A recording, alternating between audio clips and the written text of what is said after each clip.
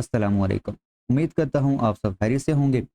आज हम एक न्यू लेक्चर सीरीज़ स्टार्ट करने लगे हैं, जिसमें हमने पंजाब करिकुलम में जो फर्स्ट ईयर की न्यू बुक है वो हम स्टार्ट करेंगे।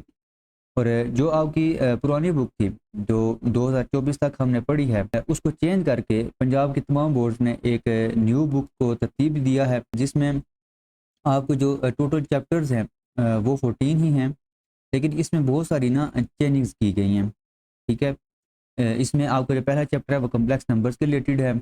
दूसरा चैप्टर आपका फंक्शंस एंड ग्राफ का होगा। जो तीसरा चैप्टर है इसमें आप क्वाड्रेटिक फंक्शंस को डिस्कस करेंगे। चौथे चैप्टर में आप मैट्रिक्स को डिस्कस करेंगे। पांचवा जो चैप्टर है वो पार्शियल फ्रैक्शन। छठवां जो चैप्टर है वो है आपका सीक्वेंस एंड सीरीज। सातवां चैप्टर है permutations and combinations binomial theorem, chapter number 8। और जो चैप्टर नंबर 9 है ये चेंज किया गया है, ये आपका डिवीजन ऑफ पॉलिनोमियल्स। एक्चुअल में ये जो आपका चैप्टर नंबर 4 था ना पहले, जिसमें आप क्वाड्रेटिक इक्वेशंस को डिस्कस करते थे, उसको उन्होंने दो पार्ट्स में डिवाइड कर दिया। एक तो ये चैप्टर नंबर 3 बना दिया और एक आपका चैप्टर नंबर 9 बना दिया है। अच्छा, चैप्टर नंबर 10 में आप ट्रिग्नोमेट्रिक आइडेंटिटीज़ को डिस्कस करेंगे। चैप्टर नंबर 11 में ट्रिग्नोमेट्रिक फंक्शंस और उनके जो ग्राफ्स हैं वो डिस्कस करेंगे। और ये जो लास्ट 3 चैप्टर्स हैं इनको टोटली जो है वो चेंज कर दिया गया है। अब लिमिट एंड कंटिन्यूटी जो है ये आप सेकेंड ईयर में बच्चे पढ़ते थे, अब ये फर्स्ट ईयर में पढ़ेंगे।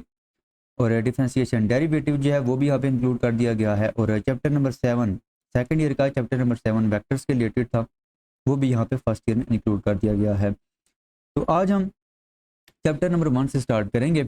और चैप्टर नंबर 1 में जो कम्प्लेक्स नंबर्स हैं उनको हम डिस्कस करेंगे। मैं इंशाल्लाह पूरी कोशिश करूँगा कि ये जो आपके फर्स्ट ईयर की बुक है इसको मैं कंप्लीट सॉल्व करूँ, और एक एक क्वेश्चन, एक एक डेफिनेशन और एक एक एग्जांपल को मैं यहाँ पे इंशाल्लाह प्रॉपर वे में सॉल्व करूँगा और डिस्कस करूँगा। तो स्टार्ट करते हैं चैप्टर नंबर 1 कम्प्लेक्स नंबर्स। तो आपने क्या करना है, आपने इस चैप्टर में कम्प्लेक्स नंबर्स को इन डिटेल जो है वो डिस्कस करना है। इसके रिलेटेड आपने जो एग्जांपल्स हैं, जो क्वेश्चंस हैं या जितने भी कॉन्सेप्ट्स हैं वो आपने कम्प्लेक्स नंबर्स के रिलेटेड ही पढ़ने हैं। तो सबसे पहले आपको ना कम्प्लेक्स नंबर की जो डेफिनेशन है वो आनी चाहिए।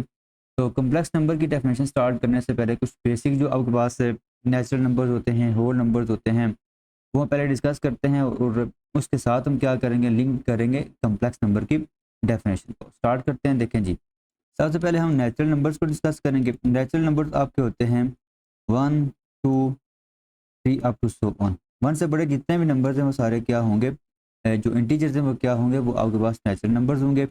इसी तरह आपके पास होल नंबर क्या होता है, होल नंबर जो है वो 0 से स्टार्ट हो रहे होते हैं, 0 1 2 3 अप टू सो ऑन। उसके बाद आपके पास एक सेट आता है, सेट ऑफ इंटीजर्स, जिसमें सारे आपके पास इंटीजर्स पड़े होते हैं, जिसको आप लिख रहे होते हैं 0 +-1 +-2 +-3 अप टू सो ऑन। अच्छा, ये जो सेट है इसको आप इस तरीके से भी लिख सकते हैं, 0 1 2 3 अप टू सो ऑन, मतलब के सारे ये पॉजिटिव इंटीजर्स, और इस तरफ क्या होंगे, ये सारे नेगेटिव नंबर्स होंगे, -1 -2 और -3 अप टू सो ऑन। ठीक है जी। तो ये जो आपका सेट लिखा हुआ है, इस सेट को आप इस तरह भी लिख सकते हैं, और इसको आप क्या कह रहे होते हैं, सेट ऑफ इंटीजर्स। ये सारे आपके पास क्या होते हैं, ये सारे आपके पास इंटीजर्स होते हैं। अच्छा, उसके बाद आपके पास आता है रैशनल नंबर्स। रैशनल नंबर्स जो हैं उनको आप क्यू के साथ डिनोट कर रहे होते हैं। ठीक है। और इसमें किस तरह के एलिमेंट्स होते हैं जो इस कंडीशन को सेटिस्फाई कर रहे हों, पी ओवर क्यू की फॉर्म में वो नंबर लिखे जा सकें। अच्छा, पी ओवर क्यू की फॉर्म में लिखे जा सकें, और इसमें पी और क्यू जो है ये बिलोंग कर रहे हों सेट ऑफ इंटीजर से। और इसके साथ दूसरी कंडीशन क्या होनी चाहिए कि आपको जो क्यू है वो नॉट इक्वल टू 0 होना चाहिए। तो अगर कोई नंबर इस कंडीशन को सेटिस्फाई कर रहा है, मतलब कि पी ओवर क्यू की फॉर्म में अगर आप उसको लिख सकते हैं, और साथ आपको जो क्यू है वो नॉट इक्वल टू 0 है, तो आप का वो जो नंबर होगा वो क्या होगा, वो एक रैशनल नंबर होगा। ठीक है। अच्छा, अब ऐसा नंबर जिसको आप पी ओवर क्यू की फॉर्म में नहीं लिख सकते, वो क्या होगा, वो आपका एक इर्रेशनल नंबर होगा। अच्छा, और इर्रेशनल नंबर्स को आप टू डैश के साथ डिनोट कर रहे होते हैं। अब रियल नंबर्स क्या होते हैं, रियल नंबर्स एक्चुअल में आपका यूनियन होता है रैशनल नंबर्स का और इर्रेशनल नंबर्स का। अगर आप रैशनल और इर्रेशनल नंबर का यूनियन लेंगे तो वो आपके पास क्या आ जाएगा, एक रियल नंबर आ जाएगा। अगर आप डायग्राम बनाएं, डायग्राम की हेल्प से अगर आप इन सारे सेट्स को डिस्कस करें, तो सबसे बड़ा जो आपका सेट है वो है set of real number. Set of real numbers के अंदर आपके पास रैशनल भी आते हैं और इरेशनल भी आते हैं। और उसके बाद जो आपके ये इंटीजर्स होते हैं, इंटीजर्स आपके होते हैं रैशनल, क्योंकि अगर आपके पास कोई भी नंबर है ना, फर्ज करें आपके पास नंबर है 3, 3 को देखें आप लिख सकते हैं 3/1। देखें 3 को आपने P/Q की फॉर्म में लिख दिया और Q इसमें नॉट इक्वल टू 0 है, तो 3 आपका क्या होगा, वो भी एक रैशनल नंबर होगा। तो जितने भी आपके पास इंटीजर्स हैं वो क्या होंगे, वो भी रैशनल नंबर्स ही होंगे। और सेट ऑफ इंटीजर जो होगा वो सब सेट होगा सेट ऑफ रैशनल नंबर्स का। इसके बाद अगर आप देखें तो आपके जो होल नंबर्स हैं, होल नंबर सारे के सारे इंटीजर्स में आ रहे हैं, मतलब कि जितने भी पॉजिटिव इंटीजर्स हैं उसकी अगर आप यूनियन लें जीरो के साथ, तो वो जो आपका एक सेट होगा उसको आप क्या कहेंगे कि वो एक होल नंबर का सेट है। और इसी तरह अगर आप जीरो के अलावा जितने भी होल नंबर्स हैं उसको अगर आप एक सेट में लिखें तो वो आपका क्या बनेगा, वो आपका एक सेट बनेगा सेट ऑफ नेचुरल नंबर्स। ठीक है, तो इसकी हम अभी ना जो डायग्राम है वो हम बना लेते हैं, उससे आपको ये सारी चीज़ें क्लियर हो जाएंगी। अब इस डायग्राम में अगर आप देखें तो आपका जो बड़ा सेट है वो है set of real numbers. Real numbers में आपके मजीद दो सबसेट्स हैं, एक है इरेशनल नंबर्स का और एक है रैशनल नंबर्स का। दोनों की आप यूनियन लेंगे आपके पास जो है वो आर आ जाएगा। अब सेट ऑफ रैशनल नंबर्स में आपका जो सब सेट है वो आ जाता है आपका इंटीजर्स का। ठीक है, इंटीजर्स में जो मजीद इसके ना सबसेट्स आ जाते हैं। एक आपका आ जाता है होल नंबर। अब होल नंबर के अंदर जो है वो क्या पड़ा होता है, आपका एक नेचुरल नंबर होता है। मतलब कि सबसे छोटा सेट आपका क्या होता है, आपका नेचुरल नंबर्स का होता है। नेचुरल नंबर्स में अगर आप जीरो ऐड करेंगे तो वो होल नंबर्स बन जाएगा। होल नंबर्स देखें सारे आपके जीरो और जीरो से बड़े जितने भी आपके पॉजिटिव इंटीजर्स हैं वो सारे आपके होल नंबर्स होते हैं। और उसमें अगर आप नेगेटिव इंटीजर्स भी सारे इंक्लूड कर दें तो वो आपको क्या बन जाता है, सेट ऑफ इंटीजर्स बन जाता है। ठीक है, और सेट ऑफ इंटीजर्स में अगर आप पी और क्यू की फॉर्म में जितने भी नंबर्स लिखे जाते हैं उनको आप ऐड कर दें तो आपको क्या बन जाएगा, वो आपका एक रैशनल नंबर्स बन जाएगा। अब रैशनल नंबर्स और आपका ये जो इरेशनल नंबर्स है इन दोनों की अगर आप यूनियन लेंगे तो आपके पास क्या आ जाएगा, आपके पास सेट ऑफ रियल नंबर आ जाएगा। तो ये कुछ बेसिक्स थे, ये आपको आने चाहिए। अब हम क्या करेंगे, अब हम कम्प्लेक्स नंबर्स को डिस्कस करेंगे। Number of the form a plus iota B where A B belong to R and iota is equal to square root -1।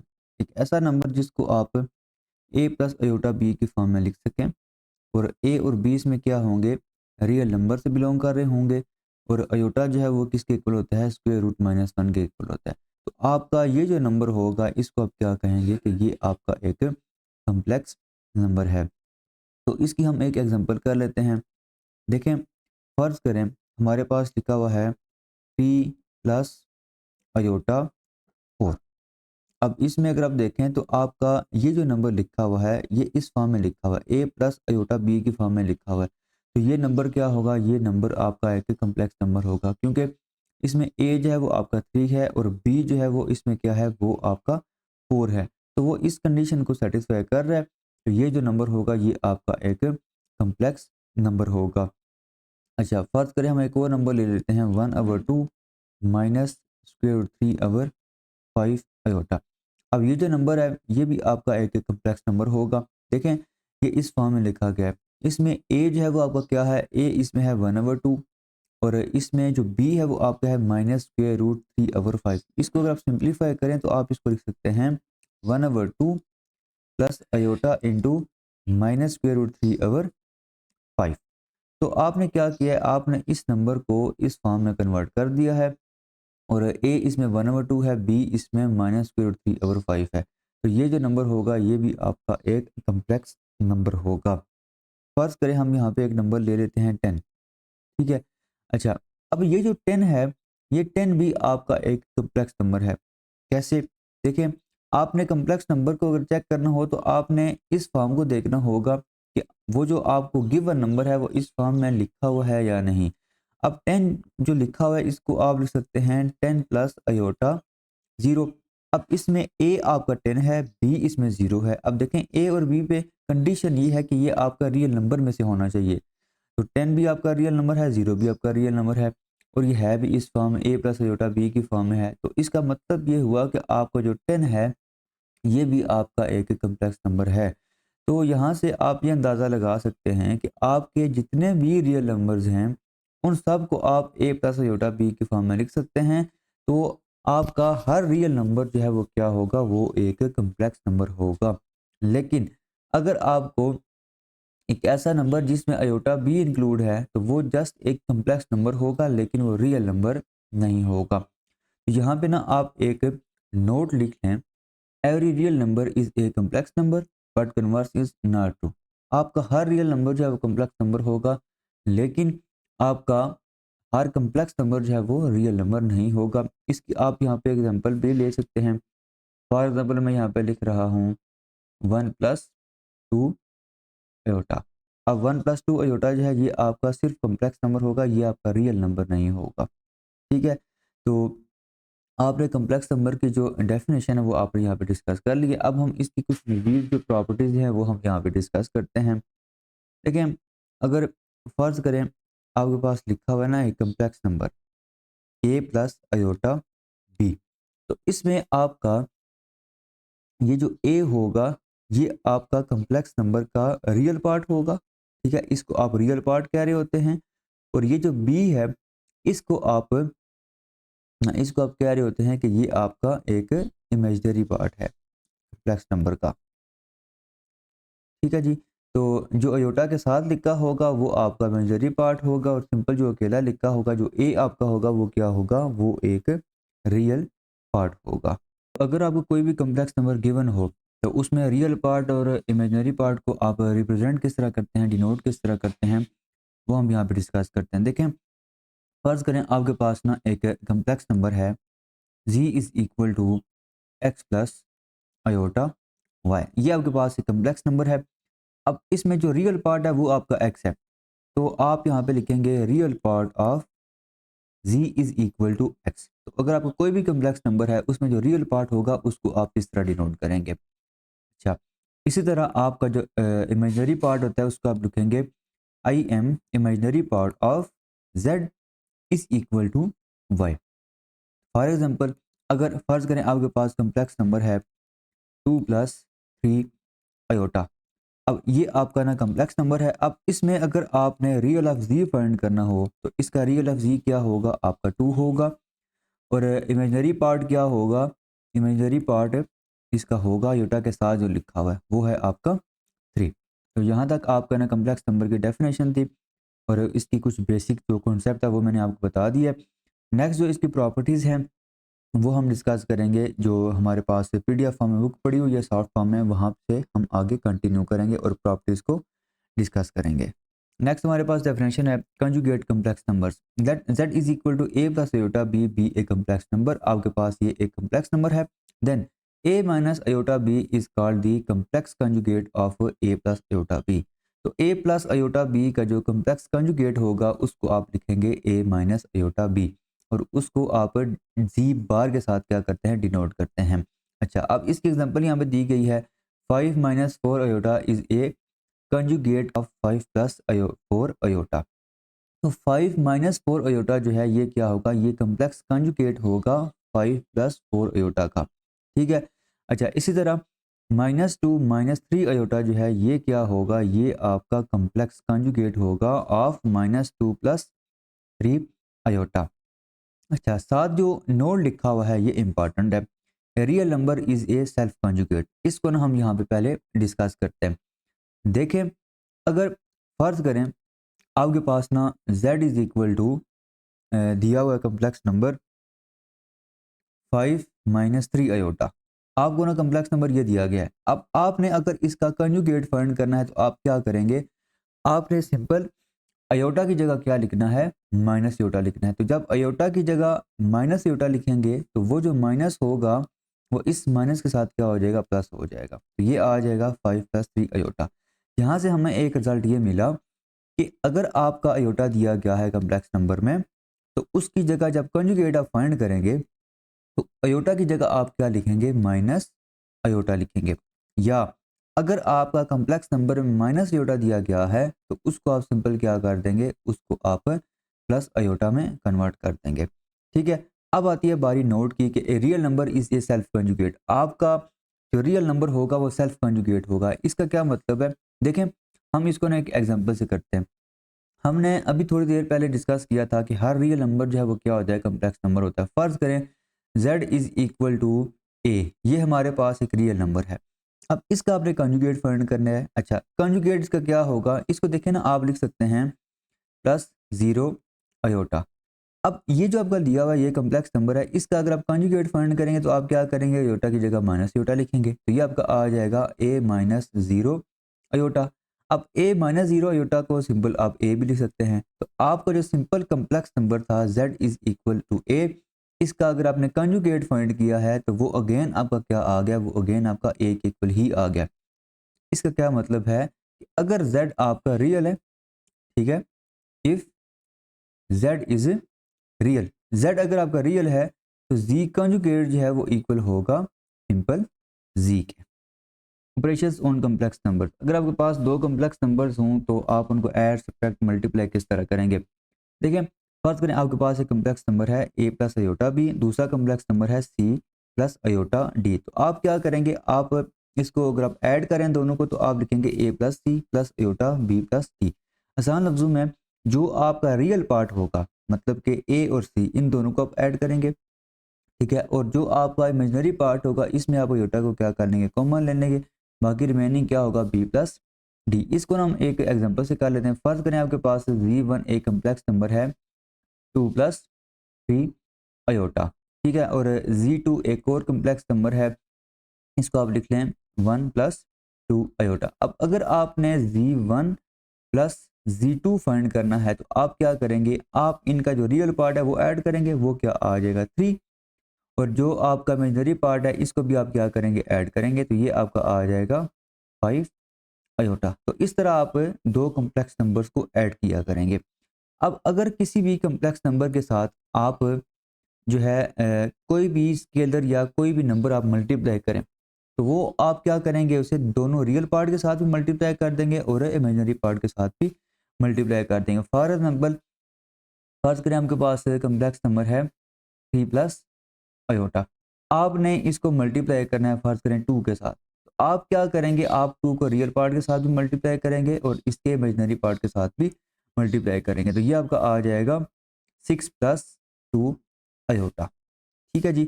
अच्छा, अब सब्ट्रैक्ट किस तरह करेंगे। अच्छा देखिए, आपने क्या करना है, आपने यहाँ पे a plus iota b minus C plus iota d, आप दो कम्प्लेक्स नंबर्स को यहाँ पे सब्ट्रैक्ट कर रहे हैं। सेम जिस तरह आपने ऐड किया था उसी तरीके से आप क्या करेंगे, यहाँ पे आप सब्ट्रैक्ट भी करेंगे, मतलब कि रियल पार्ट को आपने रियल पार्ट में से माइनस कर देना है और इमेजिनरी पार्ट को आपने इमेजिनरी पार्ट में से माइनस कर देना है। तो ये आपकी ना ये फॉर्म बनी हुई है, ठीक है जी। अच्छा, अब दो जो कम्प्लेक्स नंबर्स हैं आप उनको मल्टीप्लाई किस तरह करेंगे। देखें, ये इंपॉर्टेंट है कि आपने मल्टीप्लाई किस तरह करना है। अच्छा, पहली चीज़ कि अगर ये जो दिया हुआ है ना, आप इसको सिंपल वे में जिस तरह हम आम रूटीन में मल्टीप्लाई कर रहे होते हैं आप उस तरह मल्टीप्लाई करें, मतलब कि आप a को मल्टीप्लाई करें c के साथ तो ये ए सी आ जाएगा, फिर आप a को मल्टीप्लाई करें अयोटा d के साथ तो ये आ जाएगा अयोटा ए डी। अच्छा, अब नेक्स्ट आप क्या करें, अयोटा b को इन दोनों के साथ सेपरेटली मल्टीप्लाई करें, c के साथ मल्टीप्लाई करेंगे ये आ जाएगा, और अयोटा d के साथ मल्टीप्लाई करेंगे तो ये अयोटा और ये अयोटा आपस में मल्टीप्लाई होंगे तो अयोटा स्क्वायर होगा, और b और d को आप आपस में मल्टीप्लाई कर देंगे तो ये आपके पास ये चीज़ बन जाएगी। अब इसमें अगर आप देखें तो आपका देखें, स्टार्ट में मैंने आपको समझाया था कि जो अयोटा है वो इक्वल होता है स्क्वायर रूट माइनस वन के, तो दोनों तरफ अगर आप स्क्वायर लें तो ये आपका आ जाएगा minus one is equal to aorta square. तो अयोटा स्क्वायर जो है वो किसके इक्वल होता है, वो आपका माइनस वन के इक्वल होता है। तो ये जो अयोटा स्क्वायर है इसकी जगह क्या आ जाएगा, माइनस वन आ जाएगा, तो आपका यहाँ से अयोटा खत्म हो जाएगा। तो एक आपका रियल पार्ट होगा ए सी और उसके साथ आप ऐड क्या कर रहे होंगे, माइनस बी डी को, तो रियल पार्ट आपका क्या आ जाएगा, ए सी माइनस बी डी। इन दोनों में से आप क्या करेंगे, आप यहाँ पे अयोटा को कॉमन लें तो रिमेनिंग यहाँ पे क्या होगा, A D plus B C. तो आप इस तरह कम्प्लेक्स नंबर्स को मल्टीप्लाई करेंगे। नेक्स्ट जो है वो क्या है, आपका complex numbers as ordered pairs of real numbers.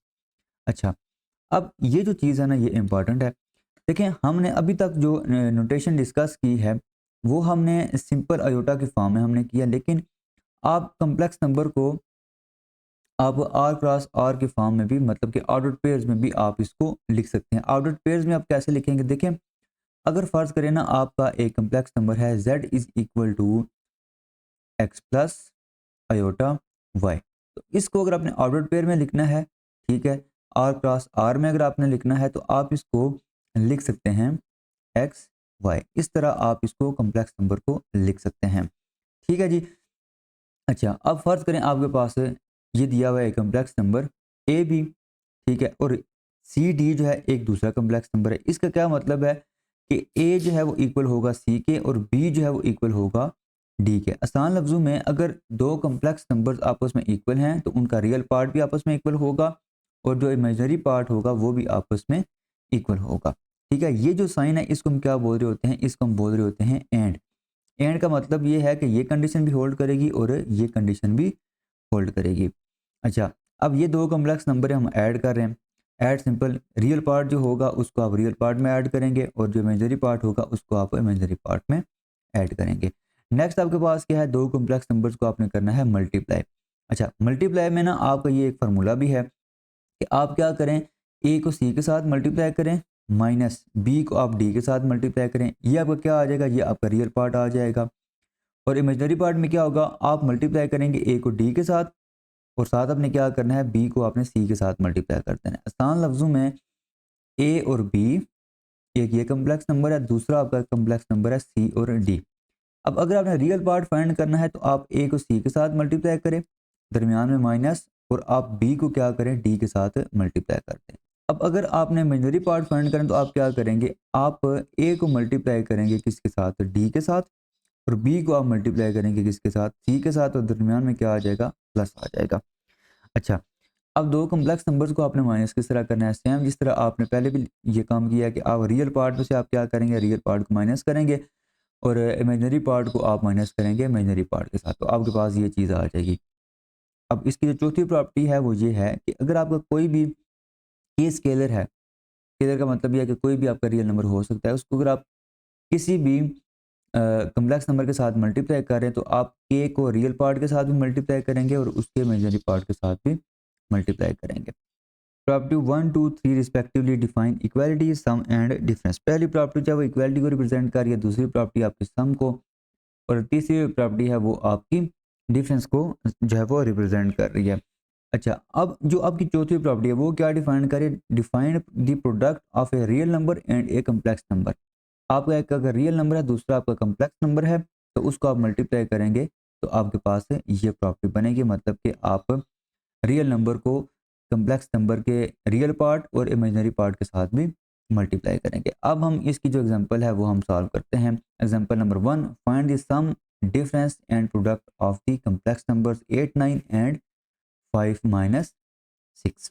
तो पहले आपने क्या करना है, इन दो कॉम्प्लेक्स नंबर्स का सम फाइंड करना है। तो पहले पार्ट में हम क्या करेंगे, सम फाइंड करेंगे। तो ये आपका पहला कॉम्प्लेक्स नंबर है 8 9 और दूसरा जो कॉम्प्लेक्स नंबर है वो है आपके पास 5 माइनस 6। तो अब हम क्या करेंगे जी, सम अगर आपने फाइंड करना है तो आपका जो रियल पार्ट है, रियल पार्ट को आप ऐड कर लें, ये आपके पास आ जाएगा 8 प्लस 5, और जो इमेजिनरी पार्ट है उसको आप ऐड कर लें तो ये आपका आ जाएगा 9 माइनस 6, और इसको अगर आप सिंप्लीफाई करें तो 8 प्लस 5 ये आपके पास आ जाएगा 13, और ये आपके पास आ जाएगा 9 माइनस 6 3।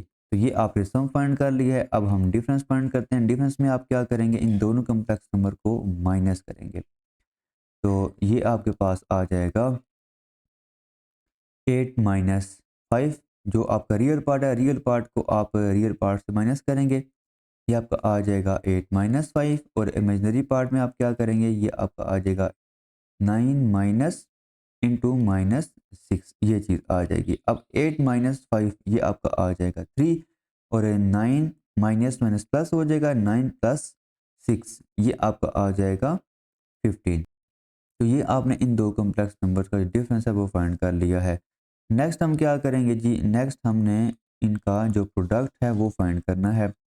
तो प्रोडक्ट में पहली चीज़ के फार्मूला आपको आना चाहिए। फार्मूला क्या होता है, अगर देखें आपके पास ए बी एक ये कम्प्लेक्स नंबर है, इसके साथ मल्टीप्लाई हो रहा है सी डी, और अगर आपने इसको मल्टीप्लाई करना है तो ये आपका आ जाएगा, ए को आप मल्टीप्लाई करें सी के साथ माइनस बी को आप मल्टीप्लाई करें डी के साथ, ये आपका होगा रियल पार्ट। और इसका जो इमेजिनरी पार्ट होगा उसमें आप क्या करेंगे, आप मल्टीप्लाई करेंगे ए को डी के साथ प्लस और बी को आप मल्टीप्लाई करेंगे सी के साथ। ये फार्मूला आपने याद रखना है। इस फार्मूले में आप क्या करेंगे, जस्ट वैल्यूज पुट करेंगे, आपके पास जो प्रोडक्ट है वो आ जाएगा। तो इसमें अगर आप देखें तो ए आपके पास क्या है, ए आपके पास है 8 और बी आपके पास क्या है 9 और सी आपके पास क्या है 5 और डी आपके पास क्या है -6। तो अब ये फार्मूला अगर आप यूज़ करें तो देखें आपने क्या करना है, 8 को मल्टीप्लाई करना है पहले 5 के साथ। तो ये आपका क्या आ जाएगा, 8 इंटू 5 40 आ जाएगा। अच्छा, उसके बाद अब आपने क्या करना है, अब आपने मल्टीप्लाई करना है 9 को इसके साथ -6 के साथ, लेकिन फार्मूले में यहाँ पे माइनस भी है। तो 9 को अगर आप 6 के साथ मल्टीप्लाई करें तो ये आपका आएगा 54 और साथ माइनस होगा तो ये आ जाएगा -54। ये आपने रियल पार्ट फाइंड कर लिया। अब नेक्स्ट आपने क्या करना है, नेक्स्ट आपने जो इमेजिनरी पार्ट है वो फाइंड करना है। तो ए को आप मल्टीप्लाई करेंगे किसके साथ, डी के साथ। तो अगर आप 8 को मल्टीप्लाई करें -6 के साथ तो ये आपका क्या आ जाएगा, ये आपका आ जाएगा -48। यहाँ पे आपका क्या आ जाएगा -48। नेक्स्ट आपने क्या करना है जी, नेक्स्ट आपने मल्टीप्लाई करना है 9 को 5 के साथ, तो ये आपका आ जाएगा 45। अच्छा, तो अब यहाँ पे देखिए ये माइनस और ये माइनस हो जाएंगे प्लस, तो यहाँ पे क्या आ जाएगा, यहाँ पे आपका आ जाएगा 40 प्लस 54 और -48 प्लस 45 ये आ जाएगा -3। और इन दोनों को अगर आप ऐड करें तो ये आपको क्या आ जाएगा, ये आपका आ जाएगा 94 -3। तो ये आपने इन दो कॉम्प्लेक्स नंबर्स का जो प्रोडक्ट है वो आपने फाइंड कर लिया है।